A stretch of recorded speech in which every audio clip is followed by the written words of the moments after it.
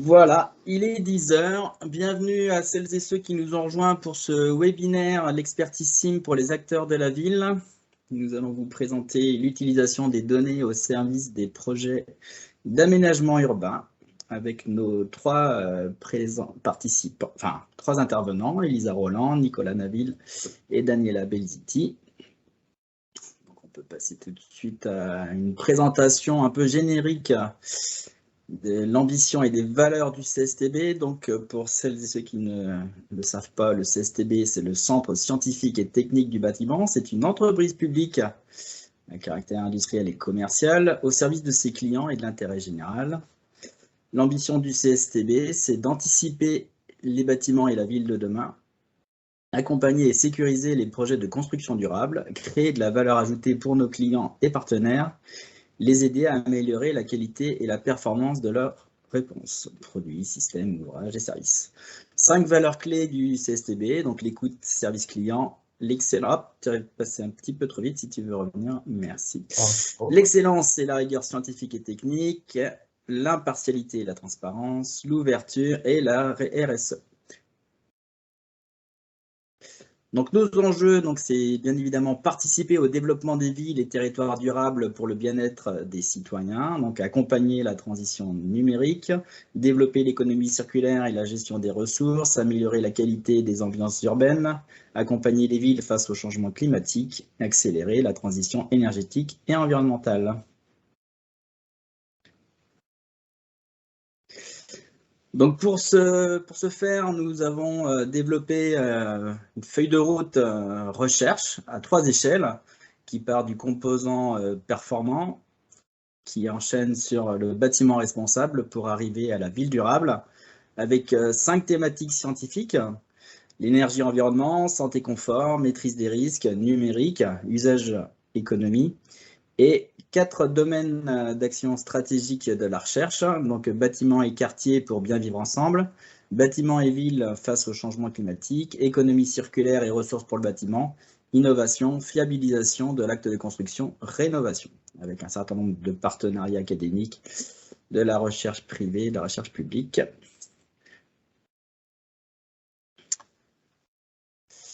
En quelques chiffres, le CSTB, c'est 971 collaborateurs en propre. Avec les filiales, on approche les 1000 collaborateurs, collaboratrices, et avec un chiffre de produits d'exploitation hors filiale de 116 millions d'euros.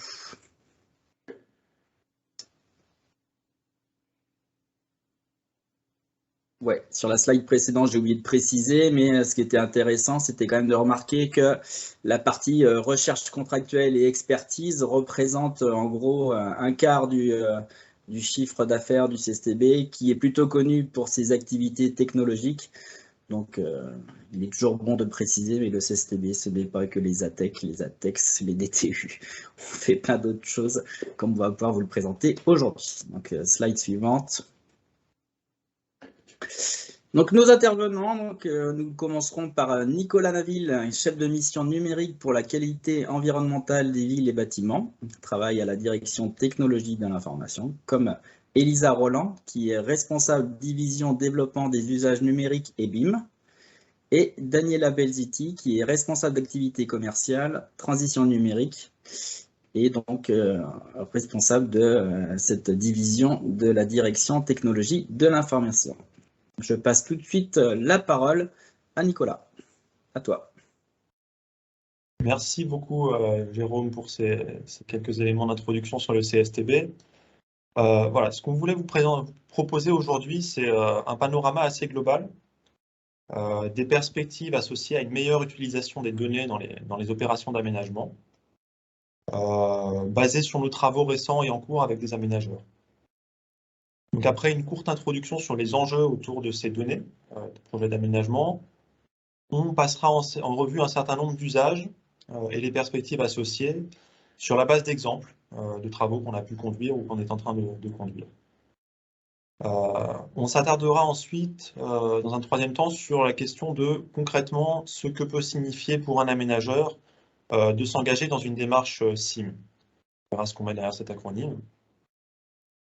Enfin, on fera un petit pas de côté pour parler d'un enjeu un peu plus large qui n'est pas l'objet central d'aujourd'hui, mais qui est celui du jumeau numérique urbain, tel qu'il est aujourd'hui appréhendé par les collectivités qui commencent à s'engager dans de telles démarches, et donc des liens à faire entre les opérations d'aménagement et cette perspective du jumeau numérique urbain pour les collectivités. Et enfin, on synthétisera, après avoir vu tous ces points, l'accompagnement et l'expertise proposée par le CSCP sur ces différents sujets. Alors, les données dans les projets d'aménagement. De quoi on parle exactement? Cette première slide, c'est simplement pour situer le sujet. Aujourd'hui, on va s'intéresser principalement à l'opération d'aménagement. Depuis son initiation par la collectivité, la programmation, la conception, la réalisation, jusqu'à la remise en gestion à la collectivité des espaces publics créés. Deux remarques à faire déjà à ce stade. D'abord, l'opération d'aménagement, c'est une étape vraiment singulière dans le cycle de vie urbain. Une étape au cours de laquelle énormément d'acteurs interagissent, créent des données, échangent des données. Donc il y a un enjeu fort à la fois de favoriser la collaboration et aussi de permettre une capitalisation de ces données. Puisque la deuxième remarque du coup qu'on peut faire, c'est effectivement que l'opération d'aménagement, elle n'est pas isolée. Elle s'intègre dans un cycle de vie, donc en termes de données, ça veut dire qu'on doit assurer une certaine forme de continuité, une capitalisation aussi bien avec l'amont, donc la stratégie, la planification assurée par la collectivité, et en aval avec cette reprise en gestion et cette intégration des équipements et des espaces publics créés dans le patrimoine de la collectivité.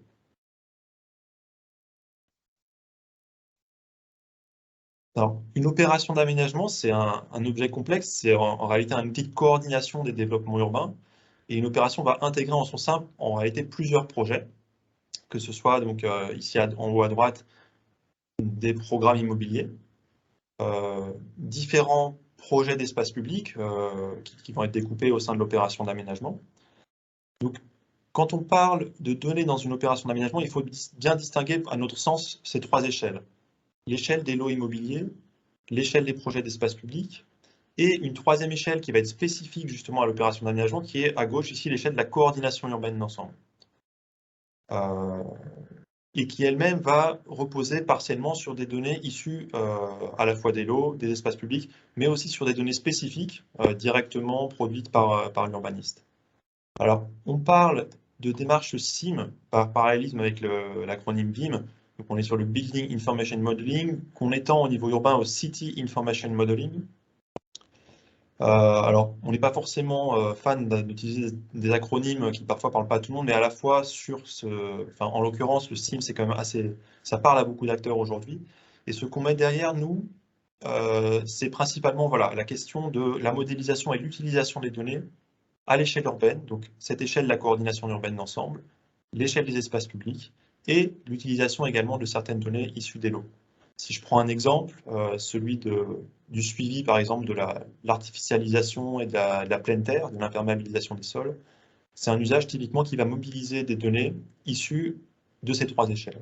Donc on a le SIM comprend vraiment les trois échelles. Et dernier point, le SIM, un peu à l'instar du BIM, ça ne se limite pas à la modélisation 3D et à des formats spécifiques comme l'IFC ou le CityGML. C'est vraiment une approche globale de structuration et de gestion des données, que nous, on ne limite pas uniquement à ces formats.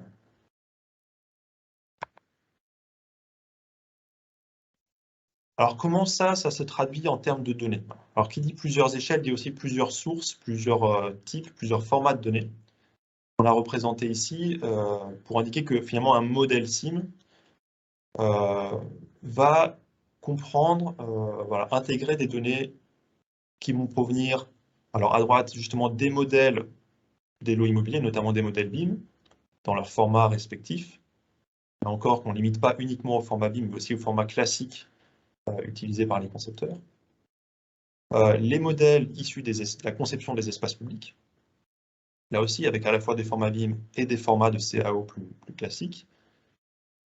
En haut, on va retrouver les modèles et données produites par l'urbaniste, et c'est là qu'on va trouver typiquement le plan programme, le plan guide, qui eux aussi sont conçus aujourd'hui, sont dessinés dans certains formats, avec l'apparition progressive de formats nouveaux avec justement le BIM et le SIM. Et un quatrième type de données en bas, que je n'ai pas encore cité, qui est les données issues d'un éventuel socle urbain, c'est-à-dire des données dont disposerait au préalable la collectivité sur l'environnement urbain, que ce soit voilà, un modèle 3D de sa ville, un modèle numérique de terrain, des données SIG plus générales, des données topo, etc. Et qui vont pouvoir venir alimenter le modèle sur mon opération d'aménagement, notamment pour apporter le contexte. Les flèches ici en pointillé, elles traduisent le fait que le modèle qu'on va utiliser pour notre opération d'aménagement, il ne va pas intégrer nécessairement la totalité des données produites et manipulées dans le cadre, par exemple, d'un projet immobilier. Le projet immobilier, il a sa vie en lui-même. L'aménageur va réclamer un certain nombre de données au titre de la coordination d'ensemble. Il ne va pas nécessairement avoir besoin de récupérer la totalité du modèle BIM. C'est important de le noter.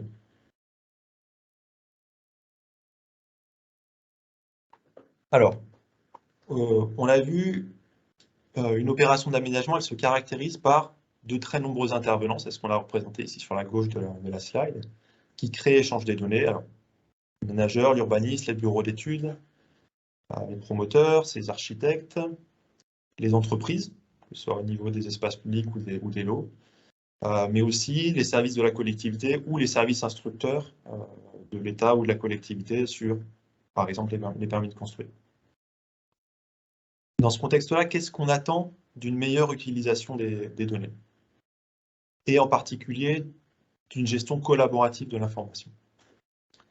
Alors, à l'aune de nos différents travaux avec des aménageurs, et avec le recul qu'on a aujourd'hui, on regroupe les objectifs associés à une meilleure utilisation de l'information selon les 4 grandes catégories que vous voyez ici à droite.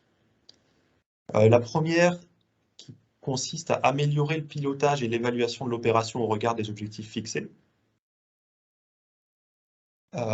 Faciliter la collaboration et la coordination entre les acteurs du projet. Troisième catégorie qui concerne le fait de faciliter la compréhension et l'appropriation du projet, notamment par les acteurs extérieurs au projet.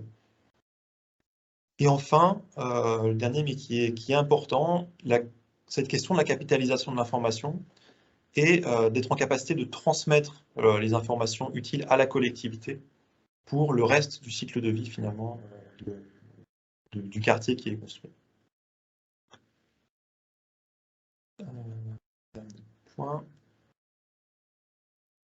Alors, derrière ces 4 objectifs, il faut avoir en tête qu'on a des grands objectifs sous-jacents, puisque ces objectifs vont eux-mêmes être mis au service d'enjeux plus larges, de grands enjeux auxquels sont confrontés aujourd'hui les aménageurs, et qui souvent reposent à la fois sur un besoin de suivi plus fin, mais aussi une collaboration plus intégrée entre les différents acteurs.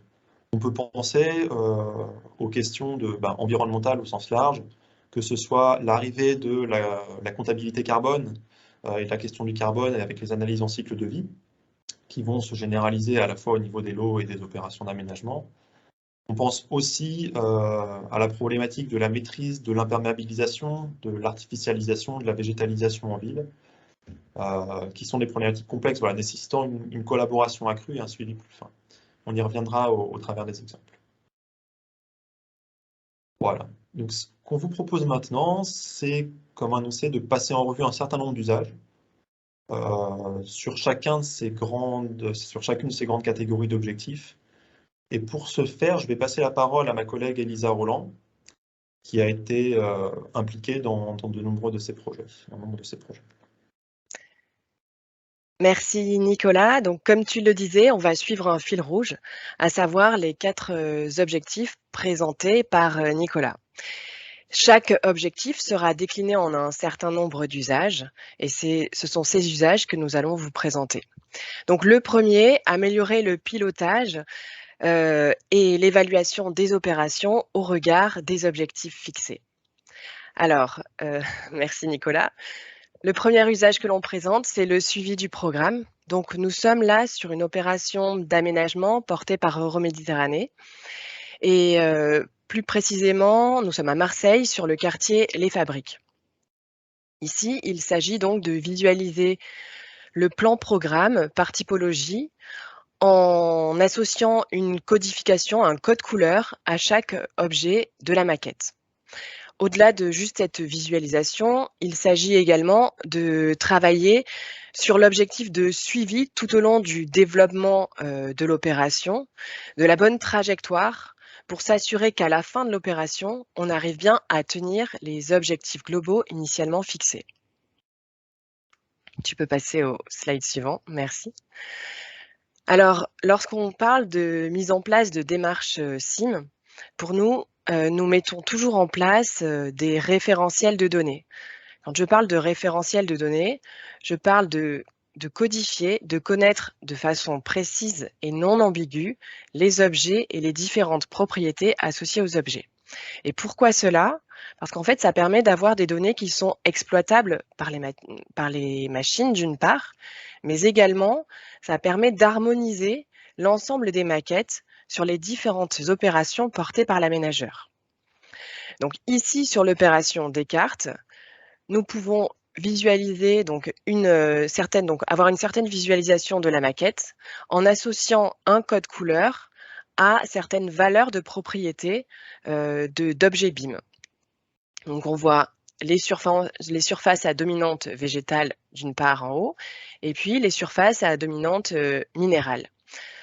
Ça nous permet vraiment d'appréhender de façon assez simple ce qu'il y a à l'intérieur de ces maquettes. Et cela, c'est possible avec des outils du commerce assez classiques. Et d'ailleurs, dans leur version gratuite, on peut parler de BIM Collab Zoom, par exemple, ou alors DevBIM. Alors, slide suivant, merci. Donc là, nous sommes toujours sur l'opération Descartes et nous allons aller un petit peu plus loin, puisqu'il s'agit de calculer des indicateurs, toujours à partir des données de la maquette numérique, bien sûr, et d'avoir une représentation sous forme de tableau de bord. Pour cela, nous avons travaillé avec BIM InMotion, et nous avons travaillé sur 4 thématiques ciblées. Ça a été fait aussi avec l'implication forte des PAMARN.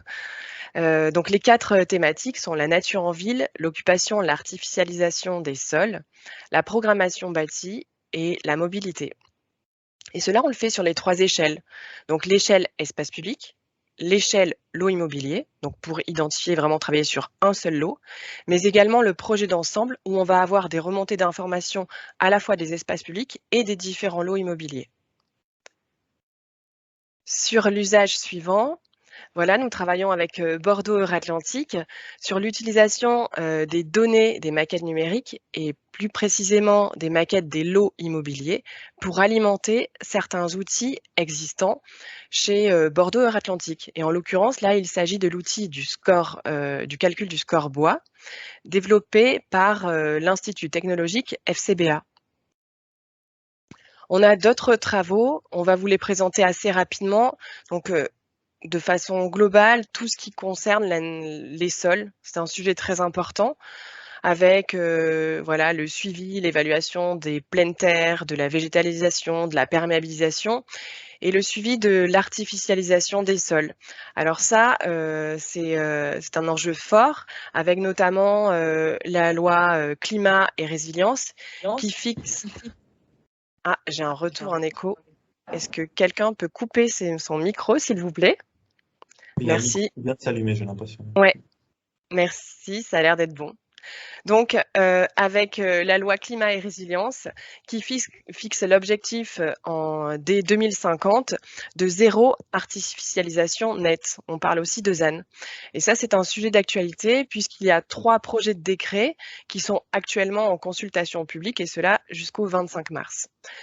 Nous travaillons également sur le sujet qui est complexe de suivi des terres excavées, donc les terres polluées, non polluées et plus globalement en fait les déchets. Et ça, c'est un sujet d'intérêt pour certains aménageurs, dont Grand Paris Aménagement par exemple. Je vais maintenant passer donc au deuxième objectif, qui est faciliter la collaboration et la coordination entre les acteurs du projet. Alors ici, voilà, nous sommes vraiment à l'échelle des espaces publics.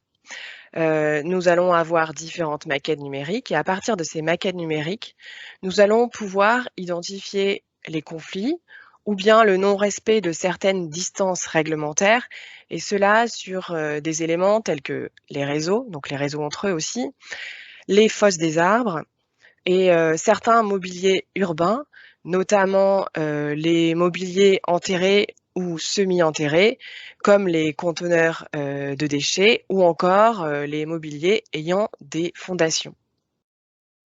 Alors sur le même principe, là, dans l'usage suivant, nous sommes plus sur la gestion des interfaces. Donc, comment est-ce que les différentes données peuvent aider justement à cette gestion des interfaces?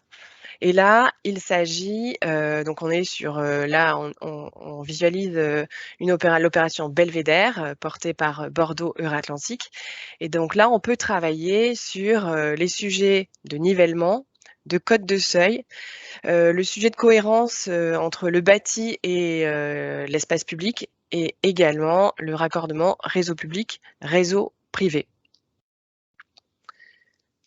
Avec l'établissement public Paris La Défense, nous travaillons sur l'utilisation donc des données projets et aussi de l'existant pour alimenter certaines simulations. Donc nous avons les simulations comme affichées là, aéroliques, mais également acoustiques ou éclairage.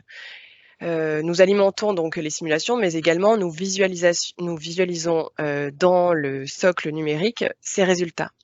Au-delà de ça, il s'agit également de travailler sur la caractérisation de la notion de confort multicritère.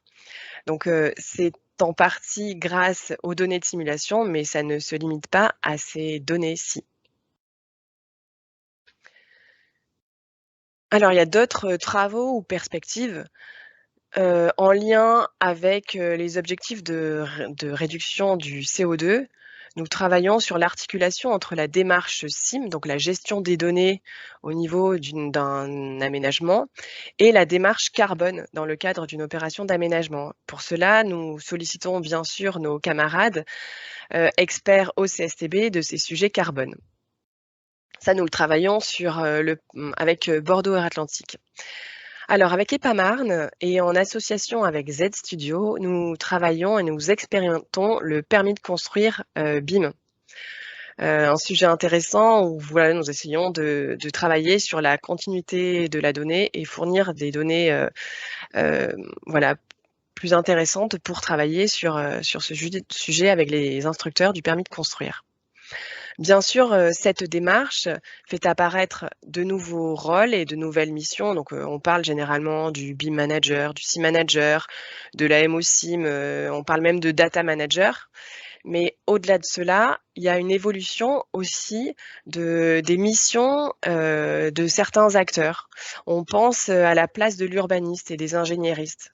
Donc, dans ce processus vraiment collaboratif, il y a la question vraiment de la continuité de l'information, depuis l'information produite initialement via les plans guides par l'urbaniste avec les autres acteurs. Et ça, on estime que c'est fondamental et que ça permettra plus d'interactions, ça permettra d'analyser des variantes et donc ça favorisera l'intelligence collective. Nous allons passer au troisième objectif. Donc, on parle classiquement de communication, faciliter la compréhension et l'appropriation du projet.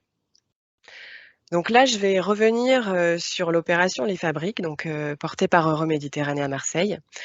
Et ici, nous visualisons le socle territorial avec des données de l'environnement. Donc là, nous sommes sur des données de photogrammétrie. On peut aussi utiliser, bien sûr, des données SIG.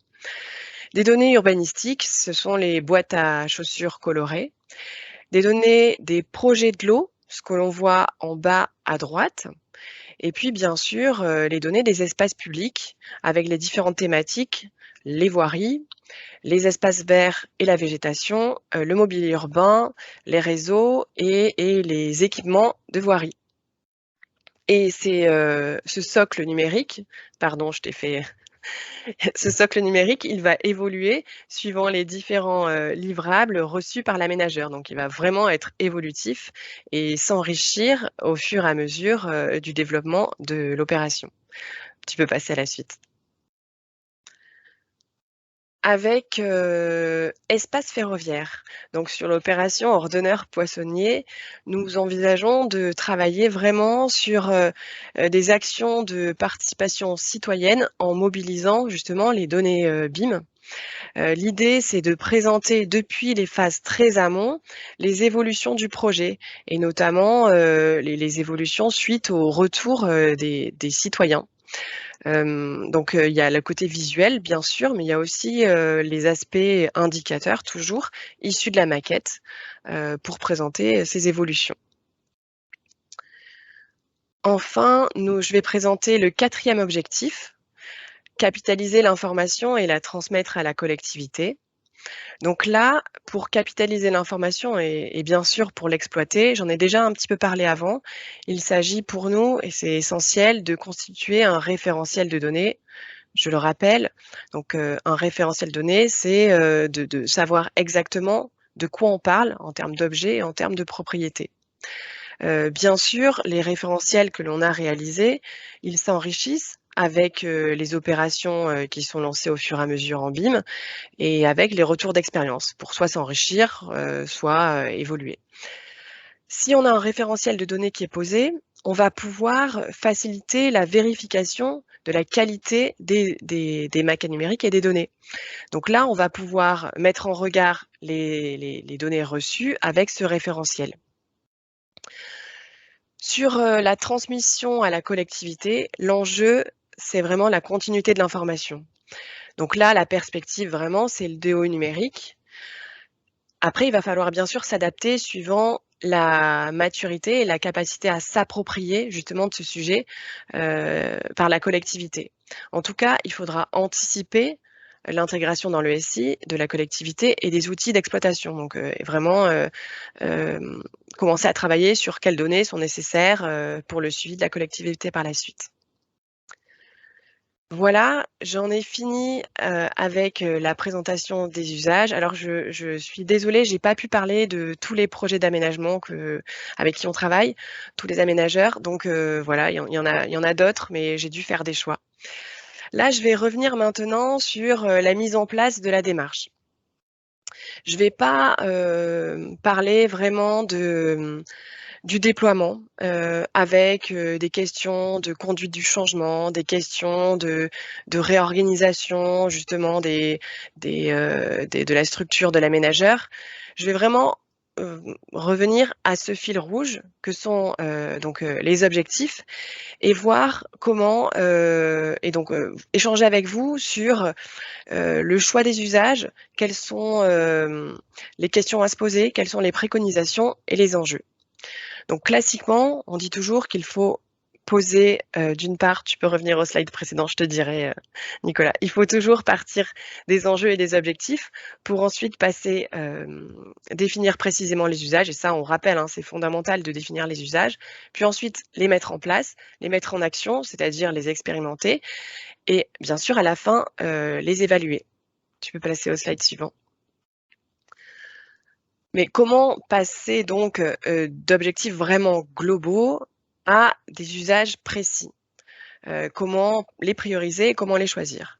Eh bien, selon nous, d'après nos expériences, ça passe pas mal par de la collaboration, notamment de la collaboration avec les aménageurs, en analysant le contexte actuel, leurs attentes et leurs freins, mais également en re-questionnant les usages qui sont remontés par les aménageurs, en re-questionnant la finalité attendue. Est-ce que c'est par exemple de capitaliser les informations, d'y avoir accès facilement, ou bien est-ce que c'est de fiabiliser les rendus des différentes parties prenantes, d'objectiver cela à travers des données de la maquette numérique?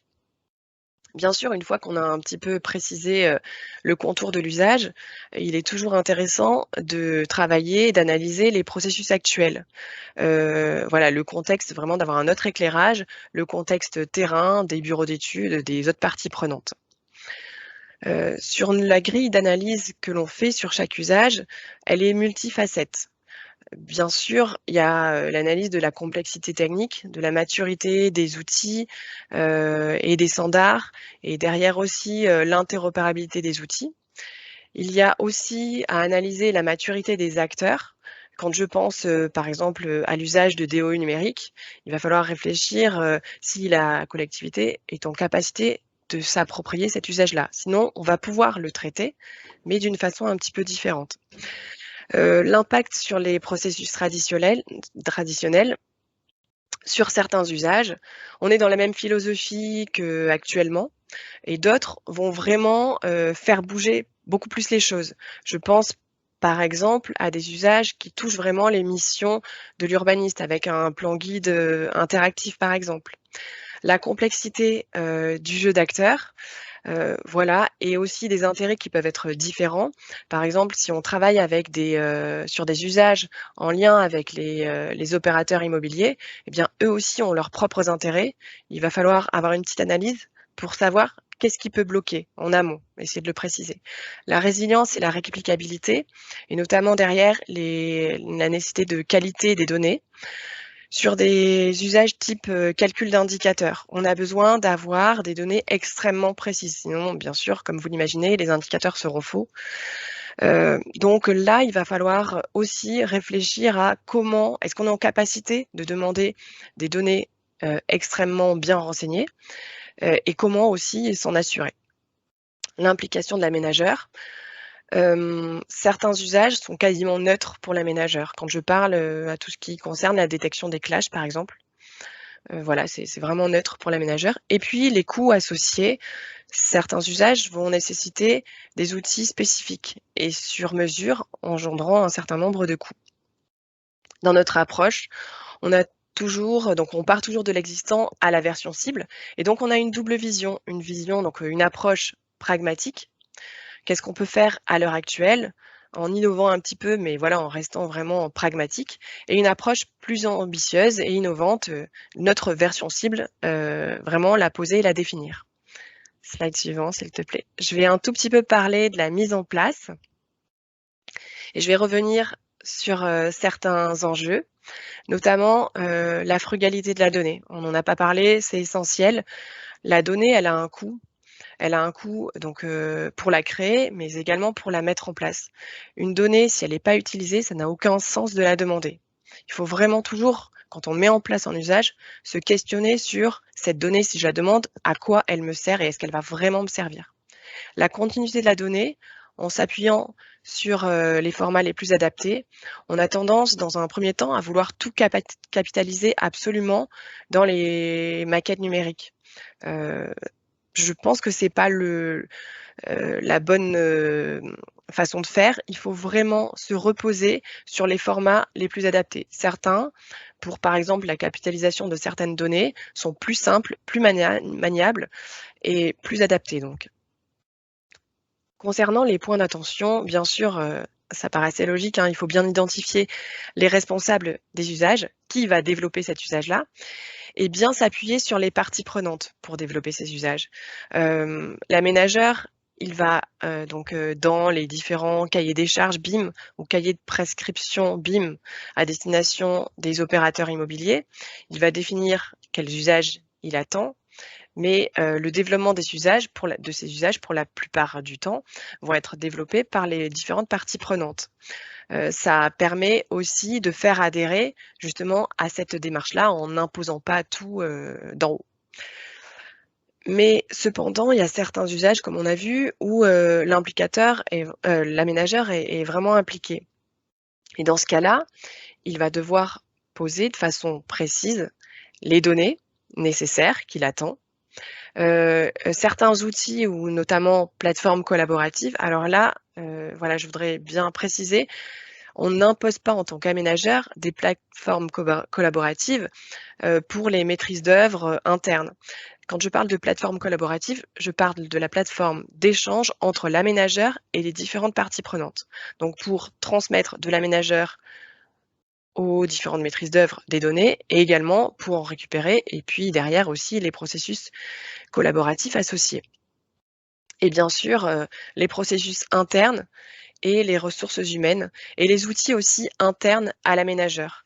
On s'aperçoit que c'est une chose d'avoir les données disponibles dans la maquette, c'en est une autre de pouvoir les exploiter vraiment. Il faut avoir des outils qui peuvent, tant soit peu, masquer justement cette complexité technique des maquettes numériques. J'ai fait le tour un petit peu des usages et justement du choix et de la mise en place de ces usages-là. Je ne vais pas parler de la mise en action et du suivi et de l'évaluation. Et là, maintenant, je vais passer la parole à Nicolas de nouveau pour qu'il nous parle du jumeau numérique urbain, sujet connexe. Merci, merci beaucoup Elisa. En effet, on voulait vous proposer un peu cette mise en perspective, cet élargissement, qui fait référence à d'autres travaux qu'on a, donc qui ne concernent pas directement les opérations d'aménagement, qui sont plus portés actuellement par les collectivités, et qu'on regroupe autour de ce concept un peu émergent du jumeau numérique urbain. Alors, là encore, pour resituer, voilà, on vous a parlé jusqu'ici du CIM, de l'opération d'aménagement. Le jumeau numérique urbain, conceptuellement, il a vocation à couvrir de manière beaucoup plus intégrée l'intégralité du cycle de vie de l'urbain, au sens large, de la stratégie planification jusqu'à la gestion exploitation. Tel qu'on le définit et tel qu'elle émerge, cette notion de jumeau numérique urbain, effectivement, elle va s'étendre à d'autres enjeux par rapport au CIM. Alors le CIM, en tout cas c'est le choix qu'on fait, nous on emploie cette notion plutôt pour parler de la phase projet, de l'aménagement. Bon, ça c'est pas absolu, hein, vous trouverez d'autres acteurs qui pourront l'employer différemment, mais nous c'est comme ça souvent qu'on l'emploie. Au travers du CIM, on travaille beaucoup sur une représentation du cadre bâti dans sa dimension physique statique, c'est-à-dire les bâtiments, les infrastructures, etc. Bon, là, on peut faire le parallèle avec le côté information model, le modèle d'information, si on fait le parallèle avec le BIM.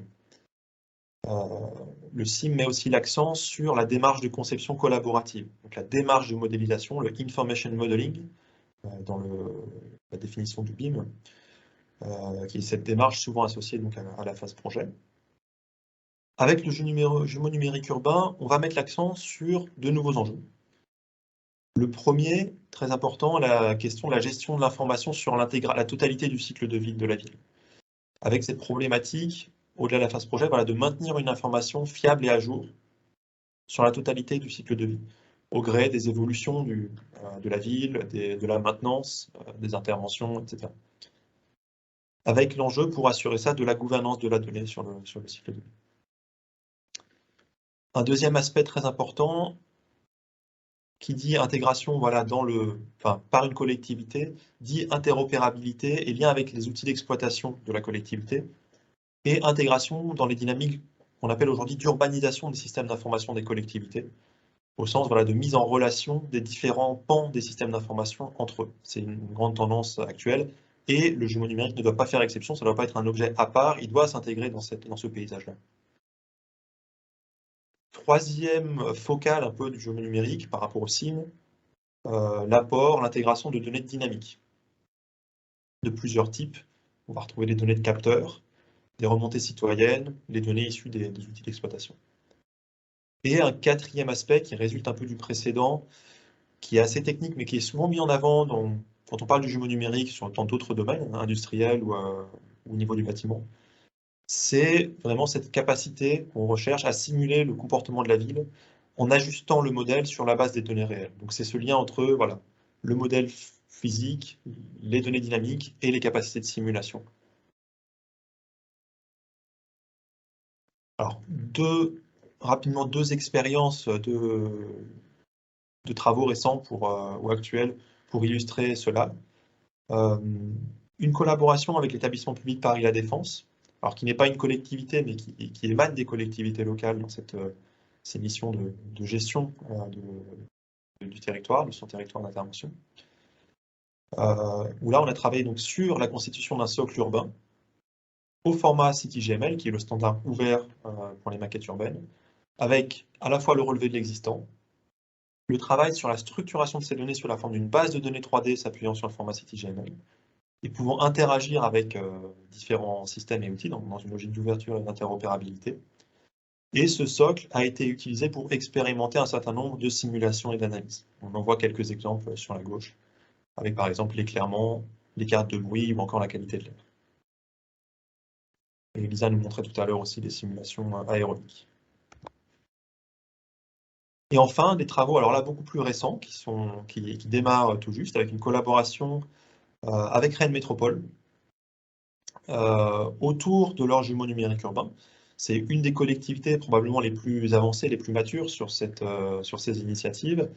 On a commencé à travailler avec eux sur ces problématiques de structuration des données du jumeau numérique urbain dans une perspective d'ouverture, d'interopérabilité, d'intégration au sein de leur SI. Alors, on applique une approche technologique assez spécifique qui se base sur l'utilisation des données liées, ce qu'on appelle le link data.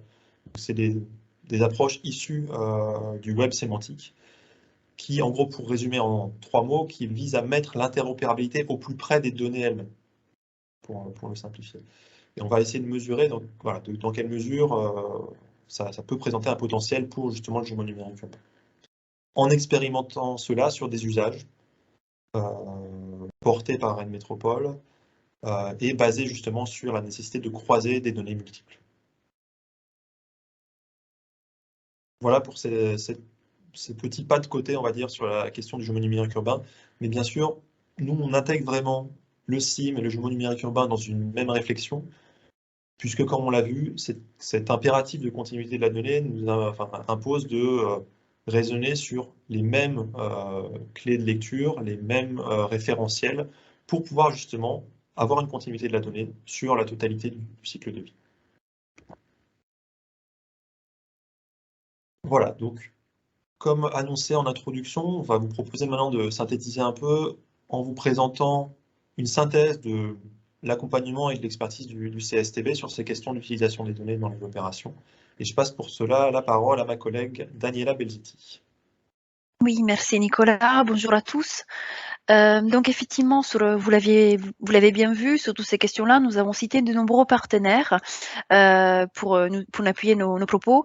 Donc là, dans ces slides, vous retrouvez d'autres acteurs comme Grand Paris Aménagement, la MEL, l'établissement foncier de Mayotte, le PA Saclay, avec certains acteurs et PMA aussi également. Mais avec certains acteurs, on a des collaborations depuis pas mal de temps. Donc, je peux citer par exemple Euratlantique, avec qui on collabore sur le sujet depuis 2015, ou EPAMARN également, et puis les PA Saclay également depuis 2018. Donc la slide suivante, donc tous ces partenariats et ces interactions avec le terrain nous ont permis d'identifier les différents enjeux auxquels sont confrontés les acteurs voulant mettre en place une démarche SIM au jumeau numérique urbain. Si on les cite, mais mes collègues les ont, juste pour les résumer, parce que mes collègues les ont traités au fur et à mesure des présentations, déjà dans notre accompagnement, on aide les acteurs à s'inscrire dans une démarche OpenBIM et garantir l'interopérabilité. Nous appuyons vraiment sur les normes existantes et nous souhaitons que les collectivités, les aménageurs puissent maîtriser leurs données indépendamment des outils propriétaires.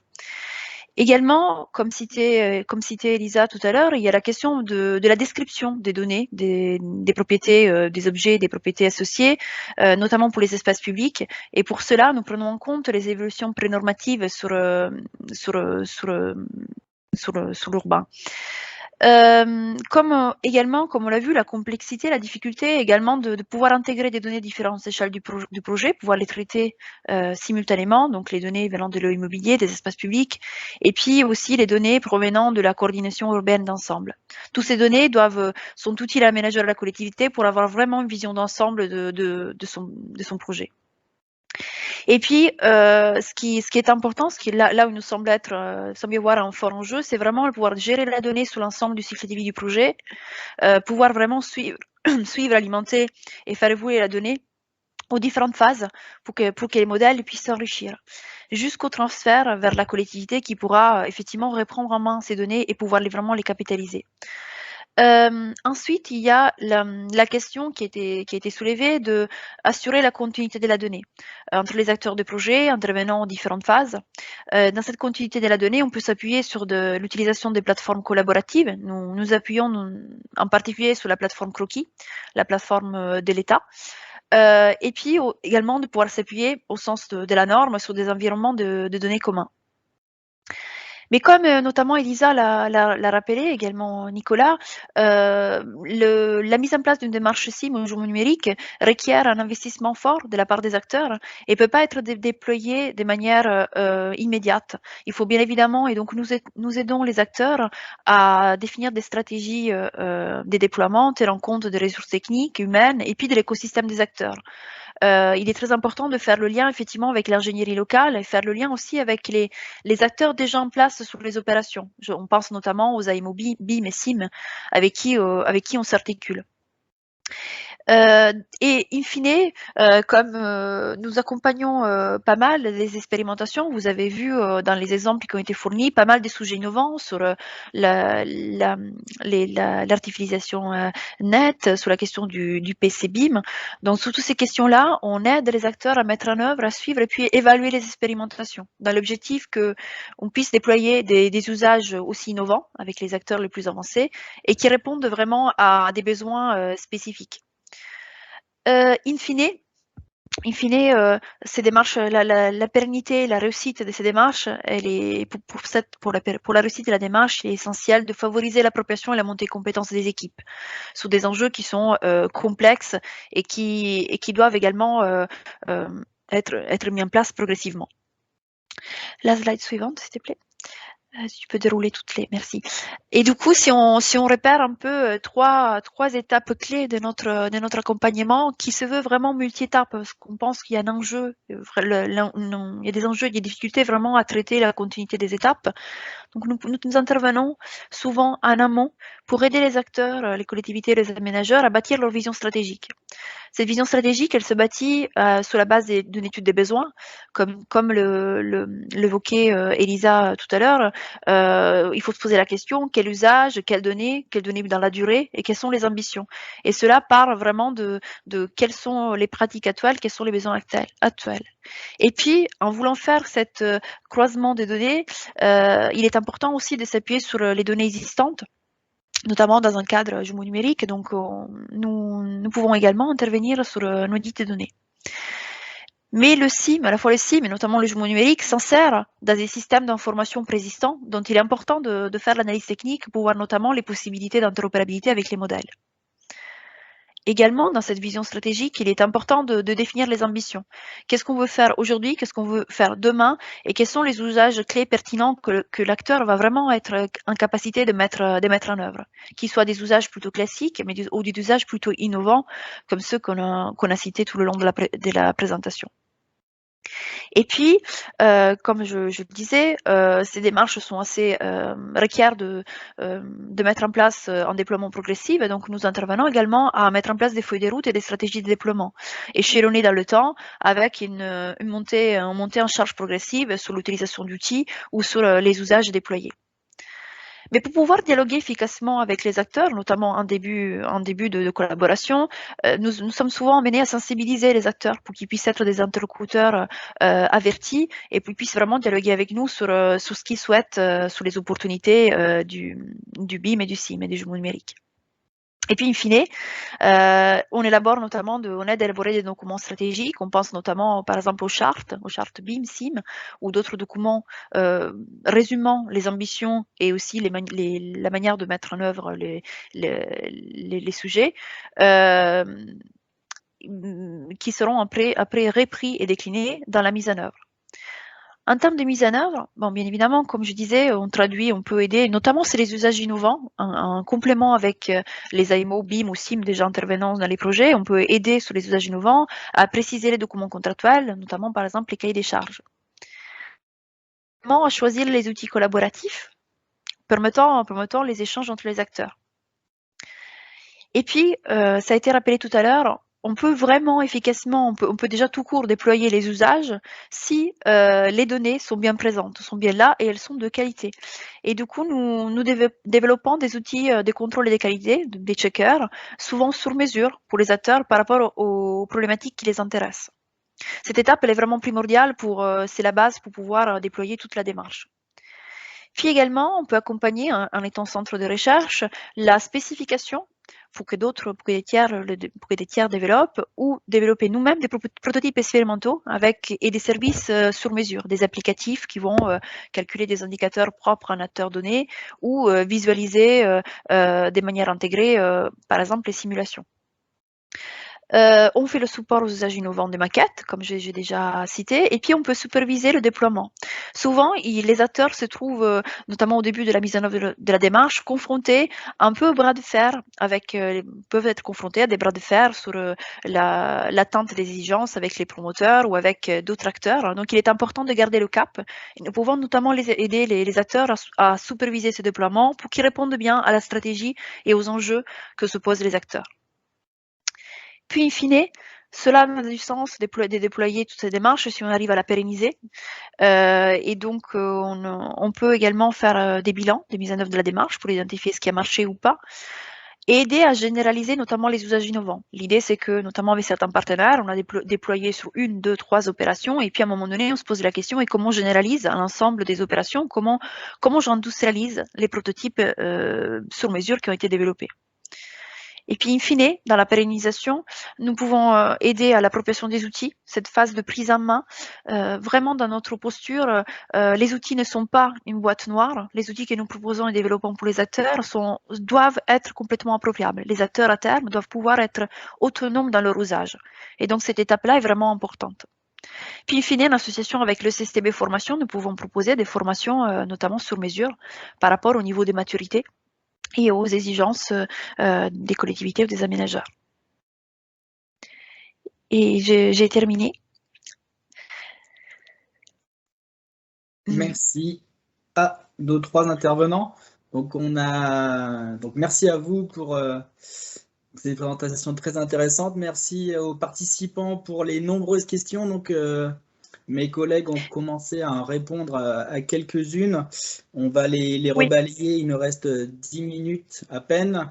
Et on terminera par un petit sondage concernant ce webinaire. Donc, si...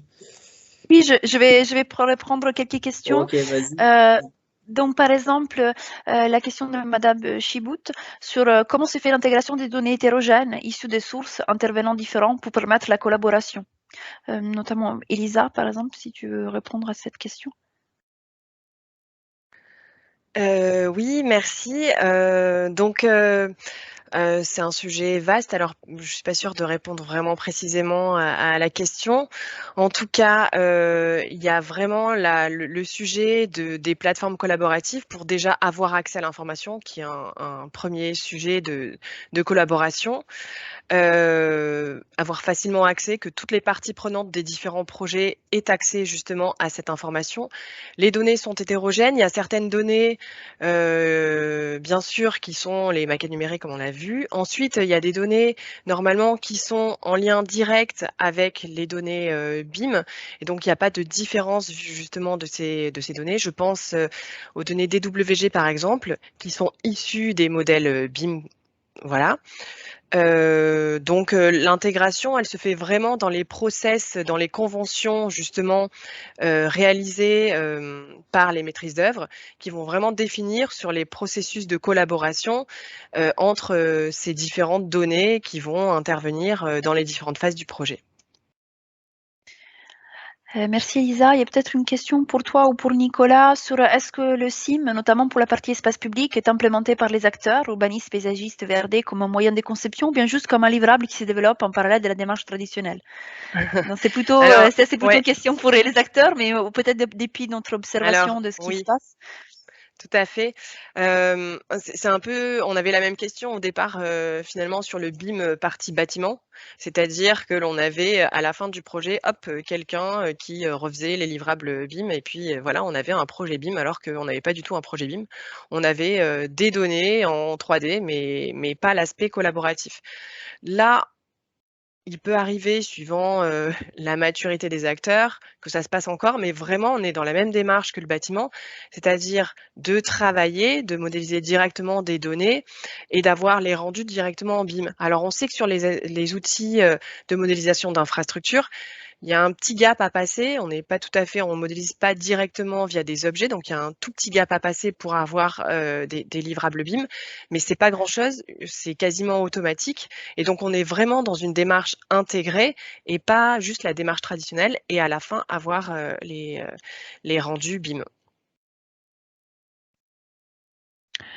Il y a une question ensuite sur les référentiels. Ces référentiels sont-ils accessibles? Les référentiels espaces publics sont développés pour chaque acteur.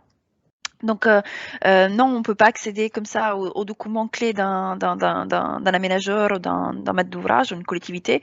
Donc, ils sont élaborés pour chaque acteur selon les usages qu'il veut implémenter. Donc, ils décrivent les données et les propriétés nécessaires aux usages bâtis exprès pour les opérations et les acteurs.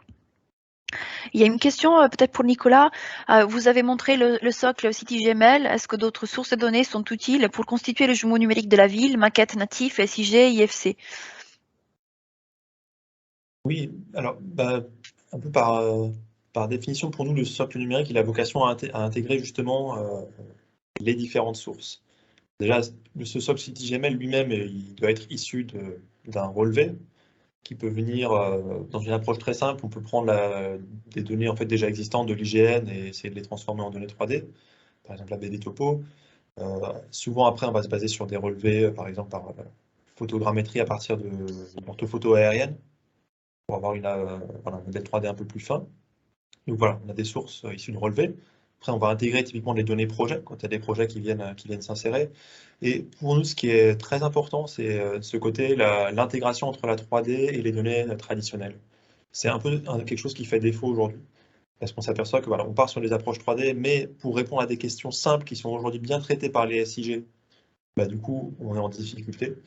Donc l'enjeu de demain, c'est vraiment non pas d'avoir d'un côté la 3D, de l'autre côté le SIG, mais vraiment d'être capable d'intégrer les deux, justement de manière complètement intégrée, interchangeable, etc.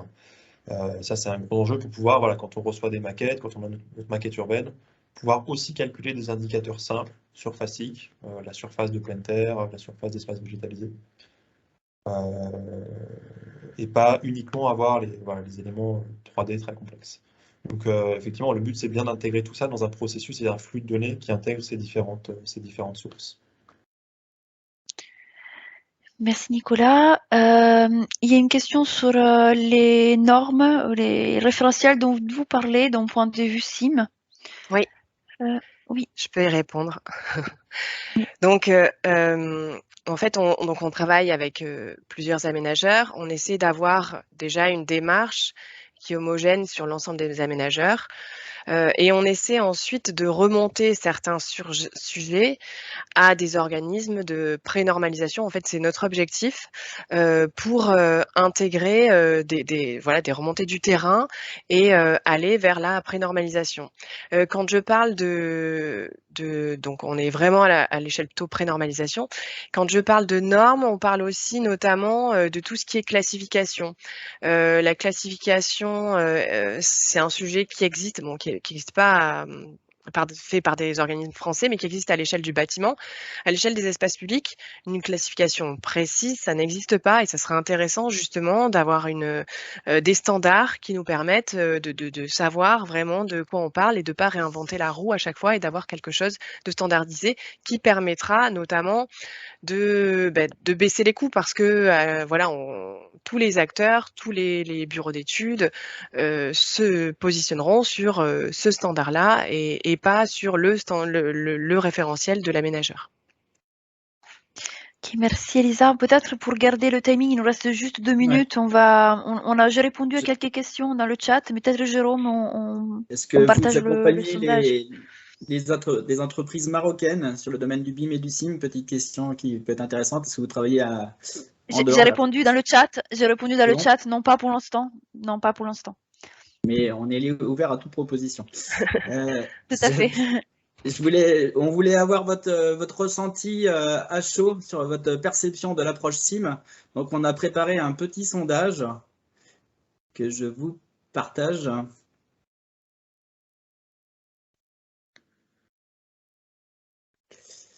Donc voilà, vous avez la possibilité de cocher plusieurs cases. Hein. Donc à chaud, comment percevez-vous l'approche SIM? Donc c'est une nécessité pour répondre aux défis actuels. Allons-y.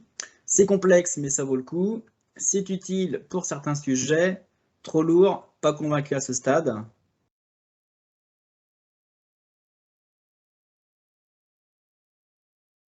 Tac.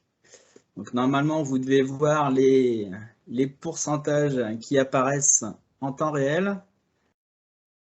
Je ne sais pas si tout le monde a répondu. Ça continue d'évoluer. Donc une forte majorité pense que c'est une nécessité. Un gros pourcentage pense que c'est complexe mais que ça vaut le coup. Ça peut être utile pour certains sujets. En tout cas, personne n'a le sentiment que c'est trop lourd et n'est pas convaincu à ce stade. C'est une très bonne chose. Donc, en 34 réponses, merci. On était 50 participants aujourd'hui, donc c'est vraiment une belle opération. On est très content de cette participation. Et n'oubliez pas d'informer vos collègues qui seraient intéressés pour le replay. On vous enverra le lien dans la journée ou demain. Ok, deuxième petit sondage. Et après, on arrêtera là. Donc, quelle est la prochaine étape pour vous?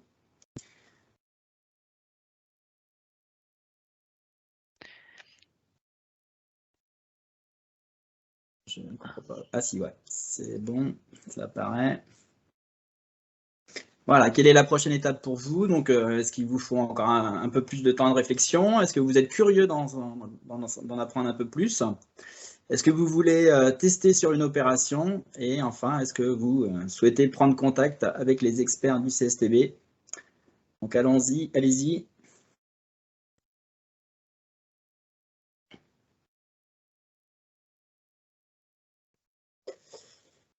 Il y a encore quelques curieux, donc c'est toujours très intéressant. Voilà, donc vous avez les coordonnées des intervenants par mail si vous souhaitez approfondir. Et si on a oublié de répondre à quelques questions, n'hésitez pas à nous relancer. Et puis les 19% qui souhaitent prendre contact avec les experts du CSTB, nous sommes à votre disposition. Voilà, c'est ainsi se termine ce webinaire. Encore merci à nos intervenants, merci à tous les participants. Donc on se tient à votre disposition pour tous vos projets SIM. N'hésitez pas à nous solliciter et on vous envoie le lien pour le replay dans la journée ou demain. Bonne journée à tous et à toutes. Merci à tous. Merci. Merci. Bonne journée, merci beaucoup.